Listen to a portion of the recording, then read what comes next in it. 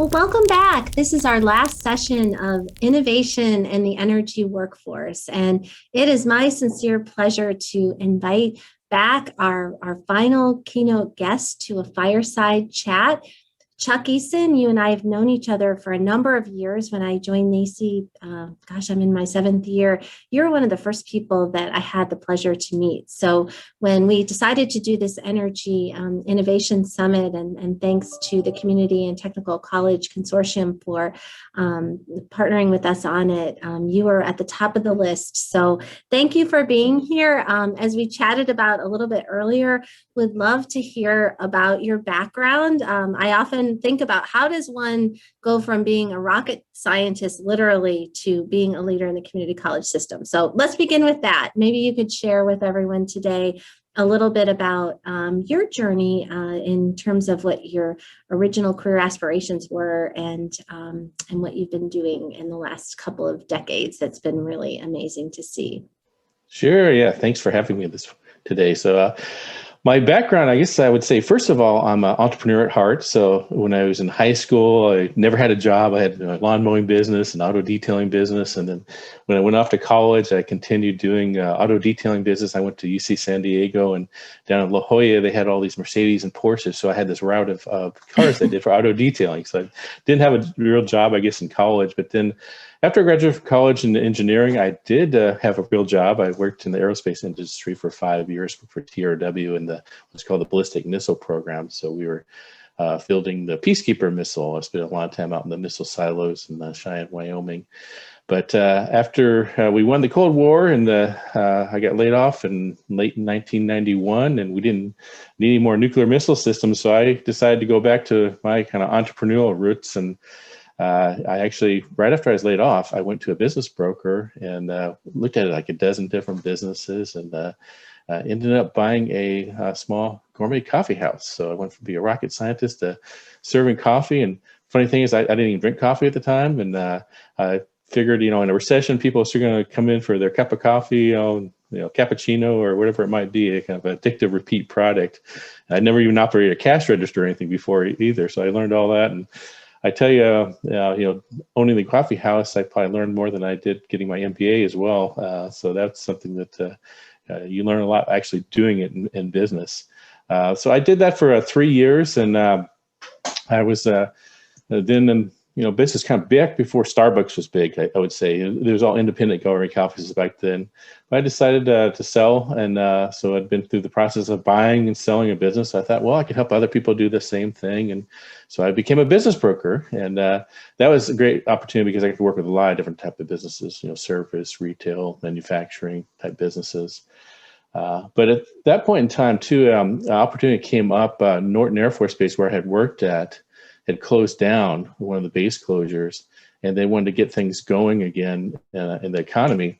So it was kind of like a ghost town, where all the cities around there, they wanted to get things going on the base, and the roads were all torn up. And so I helped write the business plan for the business incubator there, and then actually became the incubator manager. And that was actually managed by the Inland Empire Small Business Development Center. So that's kind of how I transitioned, I guess, from engineering into economic development. So that was my first opportunity to work with the Small Business Development Center program.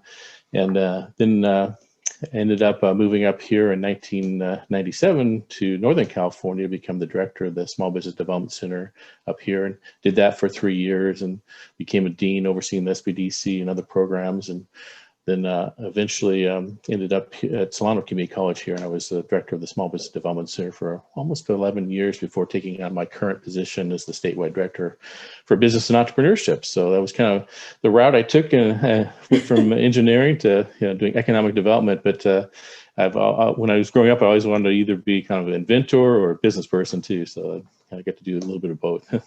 Oh, what an interesting story. And probably you never would have imagined that, that truly is the journey less traveled. A few things that you mentioned that really resonated. I agree with you. Everyone should work in hospitality.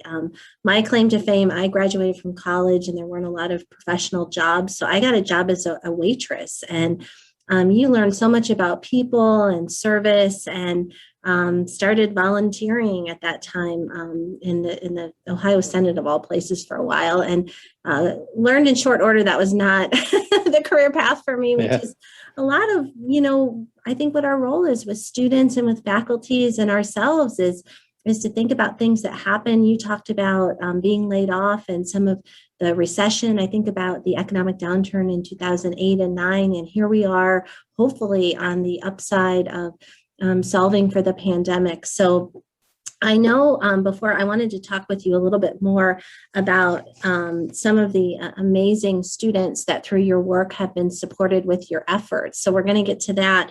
But I also just want to thank all of the presidents in the Inland Empire with the leadership of Lisa Kiplinger Kennedy and others that signed the Presidents for Entrepreneurship Pledge. You and I talked about that and just really being committed. Like you said, you were an entrepreneur and now you're a leader in the state of California.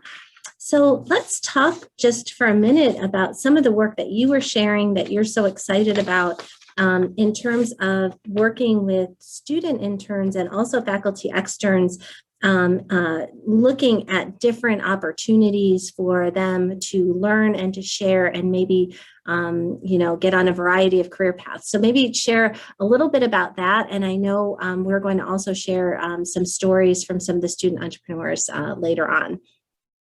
Yeah, so that's one of the things we've really been focused on this last year is kind of work-based learning, and we actually have 4 different student internship projects going on, and that's internships I think are a great opportunity. That's how I mentioned working for TRW. I actually had an internship the summer before I graduated at TRW, and that's how I ended up getting my full-time job. So a lot of times that's a pathway for students to be able to get into their career pathways through internships. So we've got several different things going on. Well, one is a project we're doing with the NASDAQ Entrepreneurial Center, which is hosted here in San Francisco. They're the nonprofit arm of the NASDAQ. And what we did this last year, we finished up a pilot project with 20 colleges where we placed our community college students at these early stage startup companies that the NASDAQ Entrepreneurial Center was working with. And then we had our faculty as essentially externs working as coaches to assist these students in their internships. So we did that last year. And those were actually unpaid internships, but we did it. Some of them had a work study experience where they earned some credit while they went through the program. But several of the students actually ended up getting hired after their internships. So that was a great opportunity. We also have been doing this last 2 or 3 years. We have 2 governor's office grants that we've done for student internships for the defense industry out here in California. And those are actually paid internships. It's through the Department of Defense Office of Economic Adjustment. And the governor's office had a large grant to manage this project. So again, we had 10 community colleges across the state, and we placed these students at these small Department of Defense, what they call small business innovation research companies that were doing work to solve whatever problems the DoD might have. Part of it was around cybersecurity readiness and compliance. And again, we did that with faculty externs so that those faculty were the coaches to work with these students as they went through the process.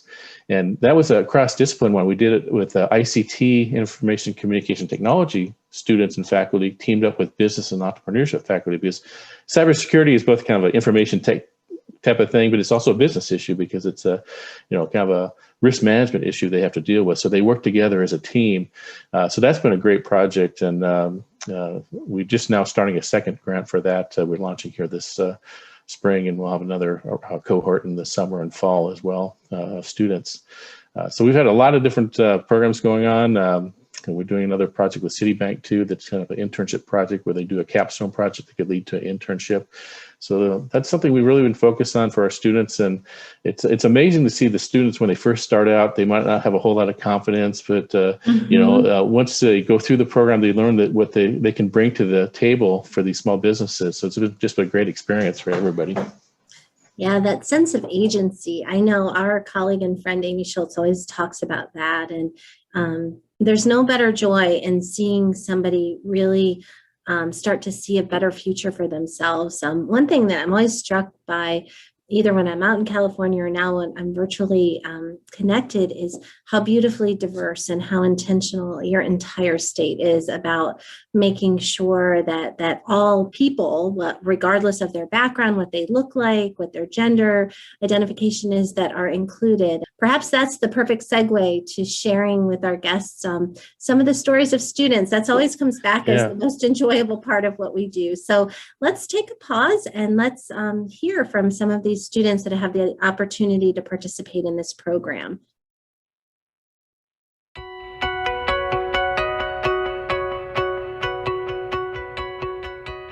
I was motivated to join this program because of the unique opportunity to work alongside a small business. Not only that, gaining the hands-on experience from an entrepreneur themselves. At the beginning of this internship, my expectation mainly falls on having a very basic sense of the real-life business, as I thought that I would not be assigned important work, and the founder would not really care about the work done by a college student with little experience. However, I felt really surprised after the first meeting with my founder, who showed plenty of respect and care to me and my opinion. Later in this internship, I was even surprised that the founder even invited me to develop an early-stage financial forecasting model for the company and vote on important decisions. The value I gained was an experience like no other. Working with a startup company is its own unique experience, and you get to learn from start to end how a startup begins and moves forward. Especially during COVID, I never felt that I was working with anyone that was unhelpful. Everyone was always working hard and in good spirits, and this is a quality that will help you through the most unprecedented times.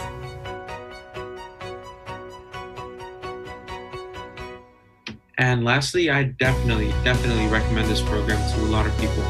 Time is no problem. They are very flexible with hours, and any challenges, anything you're going through, they will help you. They instantly reply to you just to make sure everything's going well and as planned.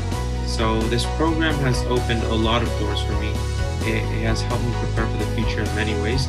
And most importantly, to end it off, there are many things that I learned, but what I now know that I didn't know prior to this program are the connections, right? The people that I met, the knowledge I gathered on marketing through the company they paired me up with on investing, and how helpful the NASDAQ Entrepreneurial Center really is. So thank you for this opportunity. Chuck, thank you so much for sharing that. I think when we see the aspirations that they have and some of the work that they're doing, I think all of us, regardless of our jobs, that's why we do the work that we do. So thank you so much for that. And we'll look forward to following those students into the future and seeing what they might do. And as we move along and thinking about, this being sort of our final session here, I know the next big NACCE event that we have on the agenda is going to be Makeshift Virtual, which is going to happen May 3rd through 6th. I'm really excited that you're going to be there as a presenter, along with a lot of other colleagues in California and around the country. And fun fact, I think you and I really got connected through a maker project in California several years ago, where it was really the vision of many people to see Makerspaces be a way to not only include everybody and help on learning objectives and start to get people to see agency and possibility in their lives. So maybe we could start with just a brief reflection. You go first on maybe some of the makeshift conferences that we had the opportunity to participate in the past. Many of them had an energy or a STEM focus. I'll share a fond memory that I have, and let's talk about the future a little bit and what you see happening. So why don't you go first and share maybe a good memory? Yeah. So, and you mentioned how in California we had this big project. We actually funded 24 colleges. We had invested $17 million in Makerspaces. And, I remember I participated in the first makeshift conference that you had down in Orange County. And my memory from that too is I actually facilitated one of the panels that you had at your conference there, and the panel was on entrepreneurship that came out of Makerspaces. So we had about 4 students that we had on our panel. So I got to interview them and learn about their experiences and how they actually had started a business at their Makerspaces. And it was interesting. The thing about Makerspaces, it could be across any type of discipline, because you could have, automated sewing machines, you could have 3D printers and all this. So I know we had one of our students had done clothing. It's actually 3D printing of like dresses, and then another one had done furniture. So it's amazing all the different things they can do through these Makerspaces. And we really see this intersection of Makerspaces between entrepreneurship and making. I think there's a real intersection there, because it allows these students to kind of unleash their creativity. But that was, the one memory I had was doing that one panel. We had our 4, I think, students that had actually started businesses that came out of the Makerspace program. And I can tell you another story too that was kind of related to my past experience too. I don't know if you want me to share one that's kind of related to Makerspaces. This goes back way back to 2005, 2007 timeframe. I mentioned how we had this DoD grant to help these small business innovation research companies. And the idea for that actually came from my experience way back in 2005, 2007. I actually had a National Science Foundation grant that for my own company I was working with. We were basically doing 3D printing of houses. So I had a project we were working on.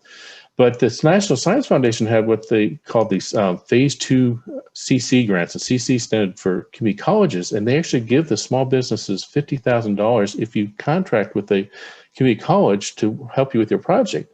So I actually applied for that and got the $50,000, and I subcontracted with Napa Valley College with their digital design department, worked with the faculty member and all their students, and they did all my 3D CAD modeling, and then they had 3D printers, so they did all my prototypes for me there. So that's sort of the idea actually for our internship came up here this last year to work. I thought we could tap into the Makerspaces, and then whether it's for energy or whatever field it might be, they can produce these prototypes for these companies. And a lot of the companies themselves might not have access to some of the hardware we have at the community colleges after we invested $17 million and bought all these 3D printers and CNC machines, and then tap into the talent pool too that we have through all of our students who can do 3D modeling and CAD design and all that type of thing. So that's a personal story that how I actually had been involved in, and that's how we did this other governor's office grant. So.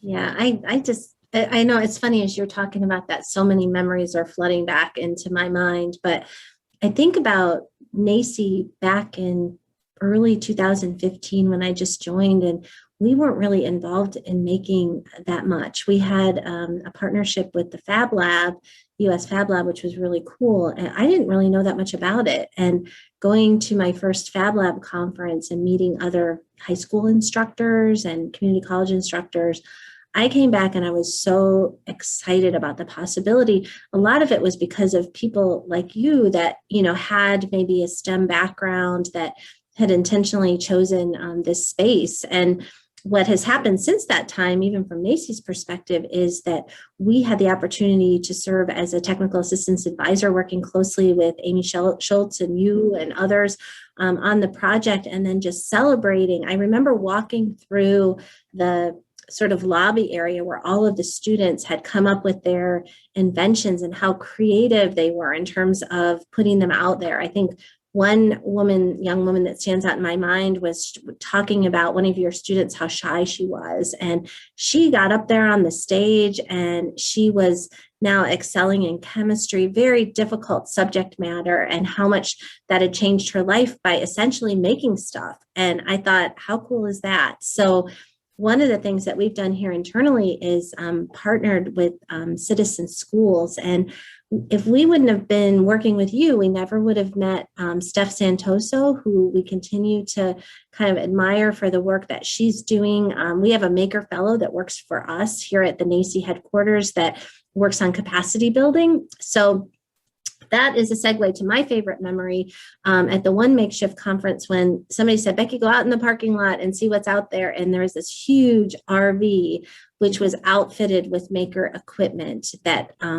it was a student that, had worked with faculty and other colleagues to put it together, and they 3D printed a sign, which we have hanging in our new office here in Raleigh, that he created by doing a quick drawing in like 15 minutes. And what that did, that student and that faculty member inspired NACCE for a project that we are hoping to hear about funding any day, which is our mobile innovation lab, which is outfitted with a podcast studio and maker equipment. We envision community college students to be creating that. So, Chuck, I would say to you, I thank you and your colleagues. I don't think that we would be sort of infused with this level of innovation had we not had that shared experience. And I think, you and I can agree with everybody else that's participating that having students working alongside of us almost as co-creators rather than probably in your case, a lot because you went to engineering school, but I didn't. So I followed a different path.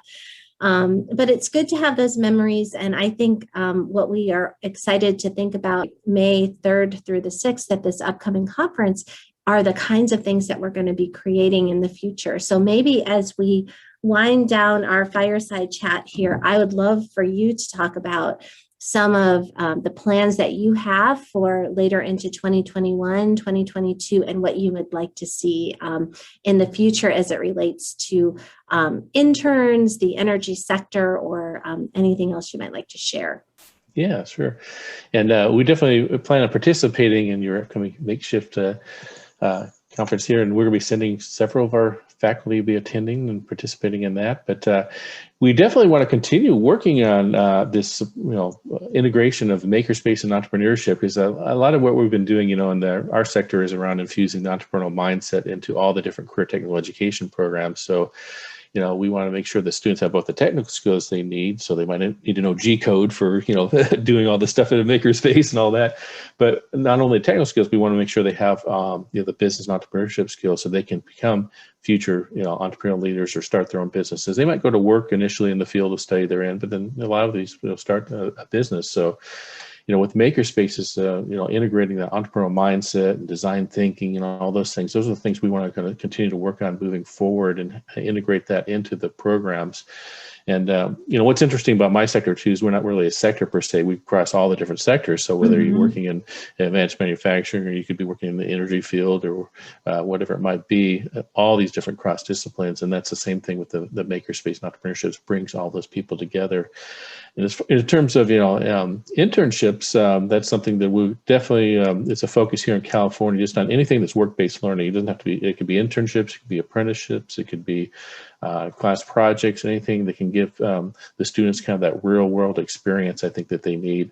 And then our faculty too really benefit. I mentioned how we had the faculty externs. We want to continue funding those this next year too, because they get to bring back to the classroom these real world projects and experience. And they learn a lot too, as far as the faculty. We've had some faculty that really, had a lot of experience in industry. Others might not have as much too, but then it gives them opportunity to bring back that real world experience. What are the needs of business out there, and then they can pass that on to their students. So that's some of the things we're going to be focusing on, I think, this next year, is continue doing that type of work. So it's a benefit for both our students and our faculty as well, and then our businesses ultimately too. So they have that talent pool they need to grow and thrive here in California. Yeah, it's super exciting. And I've had the chance to meet with some of the Biden nominees who have been confirmed. And because we're closing out Women's History Month, two of them that we're especially proud of, and I know many of you in California admire their work, Isabel Guzman, who's the new head of the SBA. Yeah, SBA, all right. Yeah, and her colleague and leader, Julie Su, who's so impressive, up for a deputy position. So I don't know what the schedule is, but we're just excited about California leading the way. And it's because I think people like you that are always open to pivoting and trying new things. So I want to thank you, Chuck, for the work that you're doing. I would encourage everybody who's joined us today to join us again at Makeshift. If you're intrigued about what this whole maker movement is about, I can guarantee you won't regret the people that you will meet and the journey that you can begin. So thank you everyone for tuning in. We look forward to continuing our NACCE series of events, and thank you, Chuck. It's a delight to be connected with you again. Yeah, thanks for having me today.